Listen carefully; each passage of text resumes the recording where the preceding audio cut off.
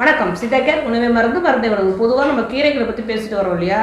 மூலிகை கீரைகளே மூலிகை வடிவில் நமக்கு ஒரு சிலது கிடைக்கும். அது தேடி கண்டுபிடிச்சா நமக்கு நல்லதாகவே இருக்கும். அது நமக்கு இருக்கிற நோய்களை குணமாக்கக்கூடிய வல்லது. ஒரு 5 விதமான மூலிகைகளை பற்றி பார்க்கலாம். மூலிகைன்னு அதை பார்க்காம கீரைகளாக பார்த்து சிறிதளவுனாலும் எப்பயாவது கிடைக்கும் போது வருடத்துக்கு 2 முறையாவது 3 முறையாவது நம்ம சாப்பிட்டுட்டு வந்தாலே போதுமானதாக இருக்கும். இப்போ ஒன்றும் இல்லை, பூனைக்காளி விதையில் வர அந்த அந்த கொடி வகையில் உள்ள இலை, இந்த இலையை நம்ம கூட்டுக்கீரை, கலவை கூட்டுக்கீரை செய்யும் போது ஒரு புடி கீரையை போட்டு சாப்பிட்லாம். இல்லைன்னா இந்த மாதிரி கீரைகளை நல்லா கொதிக்க விட்டு அந்த தண்ணியில் கொஞ்சம் சிறிது பூண்டு மிளகும் தட்டி போட்டு குடித்தாலே அது அதோட ஃபுல் சத்து நமக்கு கிடச்சிடும். இந்த பூனைக்காளி இலையை நம்ம சாப்பிட்டுட்டு வந்தோம் அப்படின்னா கபத்தால் ஏற்படுற எந்த நோயுமே நமக்கு வராது.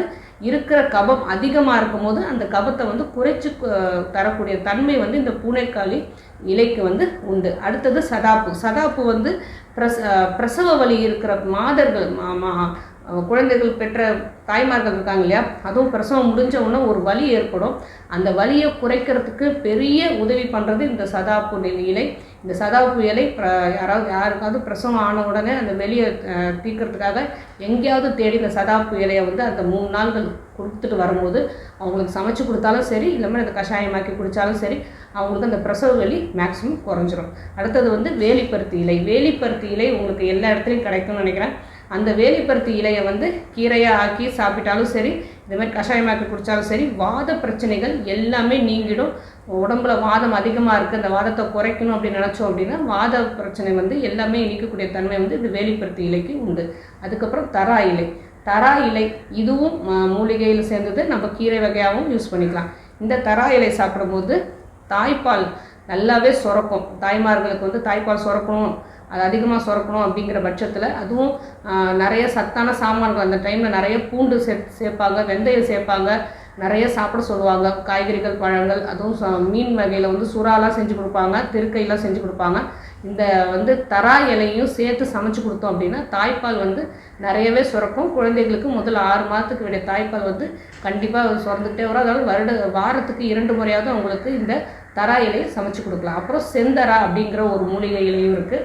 இந்த செந்தராவை தேடி கண்டுபிடிச்சி கொடுத்தோம் அப்படின்னா உச்சூடு உடம்புல உள்ள சூட்டை ஃபுல் அண்ட் ஃபுல் குறைக்கும். இந்த சூட்டால் வர மூல வியாதிக்கு இந்த செந்தரா இலை சிறந்த மருந்தாக பார்க்கப்படுது.